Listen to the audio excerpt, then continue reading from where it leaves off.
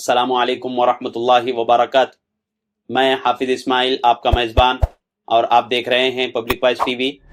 चलिए नाजरीन, आज की एक अहम खबर की तरफ हम रुख करते हैं।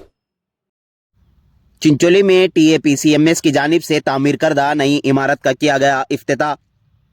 सामाइन तालुका चिंचोली के चंदापुर में वाक़े टीएपीसीएमएस के ज़ेर तामीर एक नई दुकान का इफ्तिताह साबिक़ा रुकन पार्लियामान डॉक्टर उमेश जी जादव ने किया।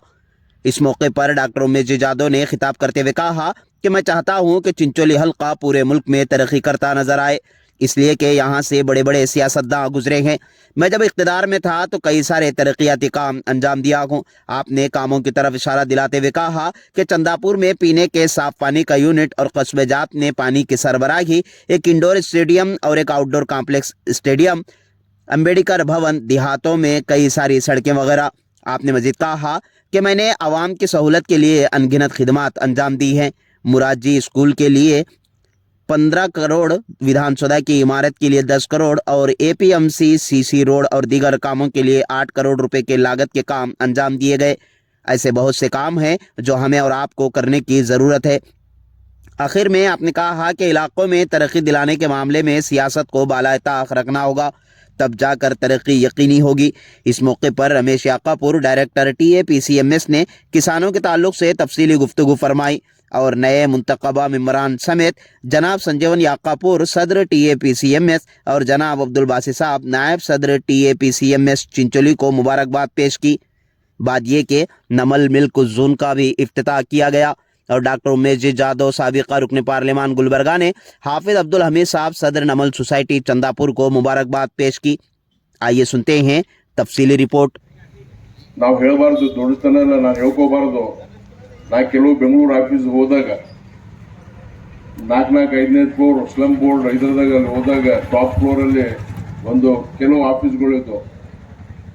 ನಮ್ಮ ಚಿಂಚೋಳಿ ಕ್ಷೇತ್ರಕ್ಕೆ ಏನು ಸಿಗ್ತಂತ ನಾವು ಹುಡುಕಿ ಹೋಗ್ತಿದೀವಿ ನಾವು. ಅವ್ರು ಹೇಳಿದ್ರು ಸರ್ 20-30-40 ವರ್ಷ ಆಯಿತು ಇನ್ನೂ ತನಕ ಯಾವ MLA ನಮ್ಮ ಆಫೀಸ್ಗೆ ಬಂದಿಲ್ಲ, ನೀವು ಬಂದಿರ ಅಂತ ಹೇಳಿ. ಹಾಗೆ ನಮ್ಮ ಕಾಗಿ ನಮ್ಮ ಪಾಲಿಟೆಕ್ನಿಕ್ ಕಾಲೇಜ್ ಬಿಲ್ಡಿಂಗ್ ಇರಲಿಲ್ಲ, 1-2 ರೂಮ್ನಾಗೆ ಕಾಲೇಜ್ ನಡೆಸ್ತಿದ್ರು. ಅಲ್ಲಿ ಹುಡುಗಿಯರಿಗೆ ಹೆಣ್ಮಕ್ಳಿಗೆ ಶೌಚಾಲಯ ಇರಲಿಲ್ಲ. ಅಲ್ಲಿಂದ ಡೈರೆಕ್ಟ್ರ್ ಮಾತಾಡಿ ಇಮಿಡಿಯೇಟ್ಲಿ ಒಂದು 8-10 ತಿಂಗಳದಾಗ ನಾವು ಅಲ್ಲಿ ಫಂಡ್ ಕೊಡಿಸಿ ಒಂದು ದೊಡ್ಡ ಬಿಲ್ಡಿಂಗ್ ಆಯಿತು. ಅವರು ಡೈರೆಕ್ಟ್ ಹೇಳಿದ್ರು ಸರ್ ಇನ್ನೊಂದು ನಮ್ಗೆ ಯಾರು ಸ್ಪಂದನೆ, ಯಾರು MLA ಮಾತಾಡಿಲ್ಲ. ಇವತ್ತು ರಮೇಶ್ ಯಾಕಾಪುರ್ ಅವರು ನಾವು ಕೇವಲ 7.5 ಲಕ್ಷ ನಾನು ಇವರಿಗೆ ಅನುದಾನ ತಂದಿದ್ದಕ್ಕೆ ಅವರು ನೆನೆಸಿ ಇವತ್ತು ನನಗೆ ಹೊಗಳಿದ್ದಕ್ಕೆ ನಾನು ಅವ್ರಿಗೆ ಧನ್ಯವಾದ ಹೇಳ್ತೇನೆ. ಯಾಕಂದ್ರೆ ಎಲ್ಲರಿಗೆ ಎವ್ರಿಬಡಿ ನೀಡ್ಸ್ ಎನ್ಕರೇಜ್ಮೆಂಟ್. ಎಲ್ಲರಿಗೆ ಕೆಲಸ ಮಾಡೋರಿಗೆ ಎಷ್ಟೇ ಸಣ್ಣ ವ್ಯಕ್ತಿ ಇರಲಿ, ಎಷ್ಟೇ ದೊಡ್ಡ ವ್ಯಕ್ತಿ ಇರಲಿ, ಮನುಷ್ಯನೇ ಅವನಿಗೆ ಸ್ವಲ್ಪ ಮಾಡಿದ್ದು ಹೇಳಿದ್ರೆ ಇನ್ನು 10 ಕೆಲಸ ಮಾಡುವಂಥ ಶಕ್ತಿ ಬರ್ತದೆ. ಅದಕ್ಕೆ ನಾನು ರಮೇಶ್ ಯಾಕಾಪುರ್ಗೆ ಧನ್ಯವಾದ ಹೇಳ್ತೀನಿ. ಇವತ್ತು ಈ ಟಿಪಿಸಿಎಂಎಸ್ ಇಲ್ಲಿ ಇದು ಯಾಕಪ್ಪ, ರಮೇಶ್ ಯಾಕಾಪುರ್ ಅವರು ಪ್ರಾಸ್ತಾವಿಕ ನುಡಿಯಲ್ಲಿ ಕೆಲವು ವಿಷಯಗಳು ನಮಗೂ ಗೊತ್ತಿಲ್ಲ ಅಂತವ್ರು ಕೆಲವರು ವಿಷಯಗಳು ಅವ್ರು ಹೇಳೋದು. ರಮೇಶ್ ಯಾಕಾಪುರ್ ಅವರು ಬಹಳಷ್ಟು ವಿಷಯ ನಮಗೆ ಗೊತ್ತಿದ್ದಿಲ್ಲ. ನಾವು ಕೆಲವು ಪುಸ್ತಕದಾಗ ಸಿಗಲ್ಲ, ಯೂನಿವರ್ಸಿಟಿದಾಗ ಸಿಗಲ್ಲ. ಎಕ್ಸ್ಪೀರಿಯನ್ಸ್ ಏನು ಮಾತು ಕೇಳಿದಾಗ ನಮ್ಮ ಬಹಳಷ್ಟು ಇನ್ಫಾರ್ಮೇಶನ್ ನಾಲೆಜ್ ಬರ್ತದೆ.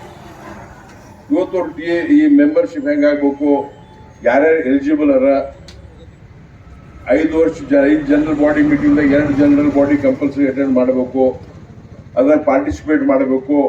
ಕೇವಲ ವೋಟಿಂಗ್ ಸೊಳಗೆ ಮೆಂಬರ್ ಆಗಬಾರ್ದು ಅಂತ ಹೇಳೋ ಉದ್ದೇಶ ಬರುತ್ತೆ. ಇದು ಬಹಳ ಮೋಸ್ಟ್ ಪ್ರಾಕ್ಟಿಕಲ್, ಮೋಸ್ಟ್ ಇದು ವಾಂಟೆಡ್. ಇದು ಕೇವಲ ಇದು ಕ್ಷೇತ್ರದ ಎಲ್ಲ ಕ್ಷೇತ್ರದ ಇದು ಆಗ್ಬೇಕು. ಅವರು ಅಮೆಂಡ್ಮೆಂಟ್ ಮಾಡಿಸೋ ಲೆಟರ್ ಬರ್ದಾರಂತ ಅದೇನಾದ್ರೆ ನಾವು ಅದಕ್ಕೆ ಮುಂದೆ ಪುಷ್ ಮಾಡ್ತೀವಿ. ಮತ್ತು ಈಗ ನಮ್ಮ ಸರ್ಕಾರ ಬಂದ ಮೇಲೆ ಈ ಕೋಆಪರೇಟಿವ್ ಸೆಕ್ಟರ್ ಅಲ್ಲಿ ಯಾವ ಪಾರ್ಟಿ ಈ ಪಾರ್ಟಿ ಅಲ್ಲ. ಕೋಆಪರೇಟಿವ್ ಸೆಕ್ಟರ್ ಅಂದ್ರೆ ಎಲ್ಲರ ಕಲ್ತು ಕೋಆಪರೇಷನ್ ಮಾಡೋದು ಸಂಘಗಳು ಇವು.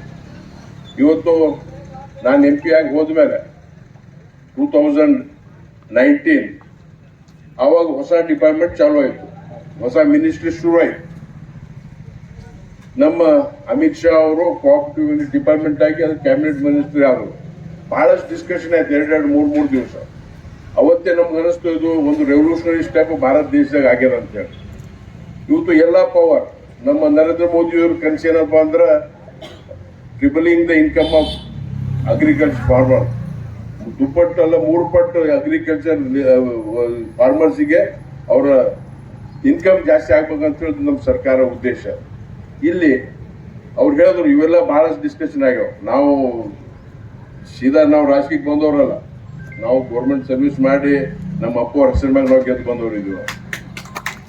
ಇಲ್ಲಿ ನಾವು ಇಂಥವ್ರ ಮಾತು ಕೇಳಿ ನಾವು ಬಹಳಷ್ಟು ನಾವು ಇಲ್ಲಿ ಇದು ಅಲ್ಲಿ ಅವ್ರು ಹೇಳಿದ್ರು ಇವತ್ತು ನೀವು ಇಲ್ಲಿ ಯಾರಪ್ಪ ಅಂತಂದ್ರೆ ನಿಮ್ಗೆ ಏನಾರ ಮಾಲ್ಗಳು ಏನೇ ನೀವು ಬೆಳೆಸ್ತಿರಲ್ಲ ಅದು ಇಲ್ಲಿ ತಂದಿಡಬೇಕು. ಅದು 75% ಅದ್ರ ಮ್ಯಾಗ ನಿಮಗೆ ಲೋನ್ ಸಿಗ್ತದೆ.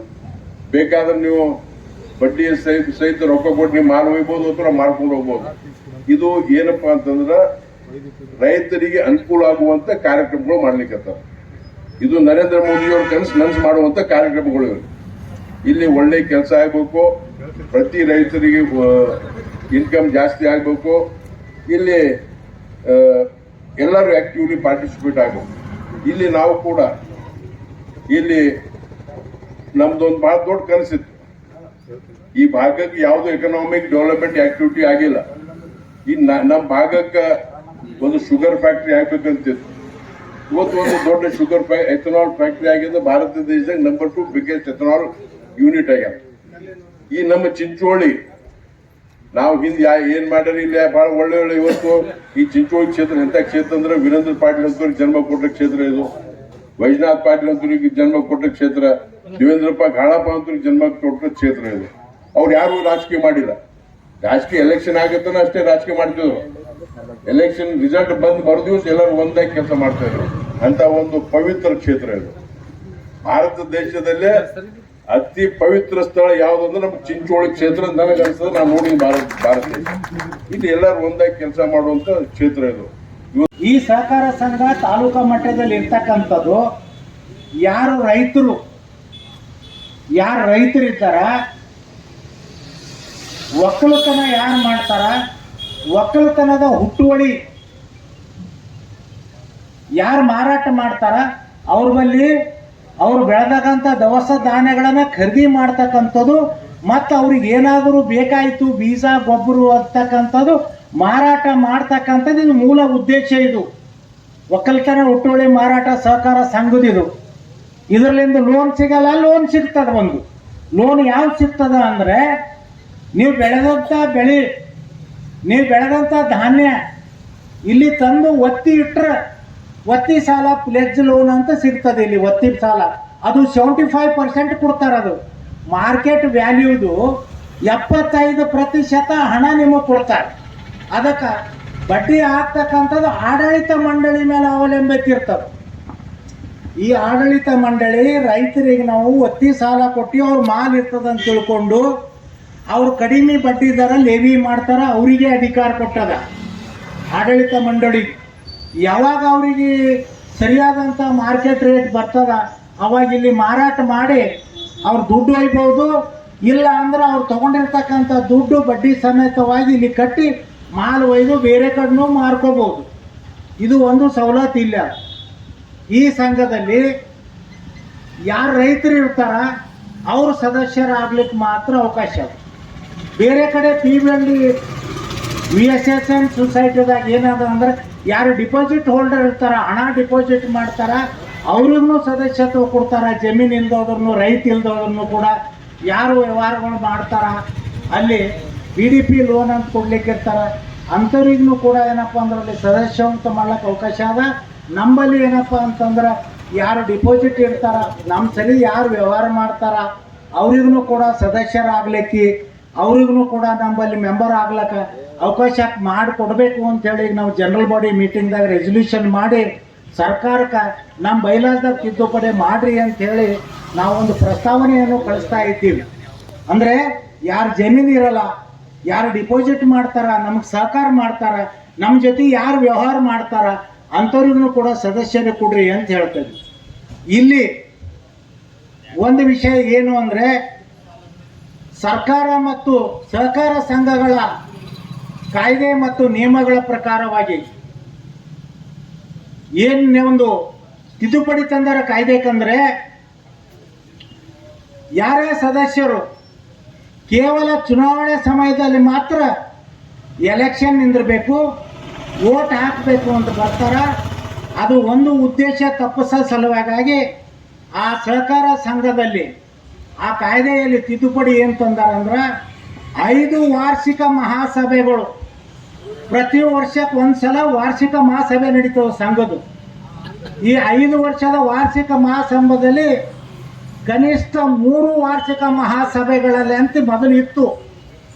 ಈಗ ಕನಿಷ್ಠ 2 ವಾರ್ಷಿಕ ಮಹಾಸಭೆಗಳಲ್ಲಿ ಭಾಗವಹಿಸಿ ಅಲ್ಲಿ ಸೈನ್ ಮಾಡಿ ಚರ್ಚೆಯಲ್ಲಿ ಭಾಗವಹಿಸೋರಿಗೆ ಮಾತ್ರ 5 ವರ್ಷದ ಪೈಕಿದ ಕನಿಷ್ಠ 2 ಅವ್ರಿಗೆ ಮಾತ್ರ ಮತದಾನ ಹಕ್ಕು, ವೋಟಿಂಗ್ ಪವರ್ ಸಿಗ್ತದ. ಮತ್ತೆ ಇಂಡಿವಿಜುವಲ್ ಮೆಂಬರ್ ಇದ್ದವರು, ಇಂಡಿವಿಜುವಲ್ ಮೆಂಬರ್ ಯಾರು ರೈತ ಸದಸ್ಯರು ಇರ್ತಾರ ಅವರು 1 ವರ್ಷಕ್ಕೆ ಕನಿಷ್ಠ 5,000 ರೂಪಾಯಿ ವ್ಯವಹಾರ ಸಂಘದ ಸಂಘಟ ಅವ್ರು ಏನಾದರೂ ಮಾರಾಟ ಮಾಡಬೇಕು, ಇಲ್ಲದೋ ಅದರ ಖರೀದಿ ಮಾಡಬೇಕು. ಇಂಥ ವ್ಯವಹಾರ ಕನಿಷ್ಠ ಮಾಡ್ತಾ ಇದ್ರೆ ಅವ್ರಿಗೆ ಮತದಾನ ಹಕ್ಕು ಮಾತ್ರ ಅದ. ನಾವು ಮೆಂಬರ್ ಇದ್ದೀವಿ, ಯಾವಾಗ ಬೇಕಾದ್ರೆ ನಮಗೆ ವೋಟಿಂಗ್ ಪವರ್ ಬರ್ತದ ಅಂತ ತಿಳ್ಕೊಂಡ್ರೆ ಇದು ಕಾನೂನು ಪ್ರಕಾರ ವೋಟಿಂಗ್ ಪವರ್ನು ಬರಲ್ಲ, ಕಾಂಟೆಸ್ಟ್ನು ಬರಲ್ಲ, ಯಾರದೇ ಒಬ್ಬರದ್ದು ಅಧಿಪತಿ ಆಗ್ತದ. ದಯವಿಟ್ಟು ನಾನು ಸಾಕಷ್ಟು ಜನ ಇಲ್ಲಿ ಕುಂತಂತವರೆಲ್ಲ ನನ್ನ ದೋಸ್ತ ಭೀಮ್